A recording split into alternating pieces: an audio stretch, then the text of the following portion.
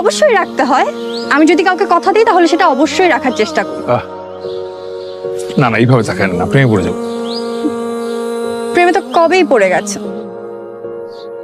মানে ও মাই গড, আপনি সেটা বুঝতে পারছেন? কেন বুঝবো না? আমি কি বেকুব নাকি? হ্যাঁ, মানে আপনি চাচ্ছেন আমি আপনার সাথে ফ্লার্ট করি? আমি কখন বললাম আপনি আমার সাথে ফ্লার্ট করেন? আমি চাই না আপনি আমার সাথে ফ্লার্ট করেন। নাও তো বলেন। আর আমরা সবাই জানি নীরবতা সম্মতির লক্ষ্য।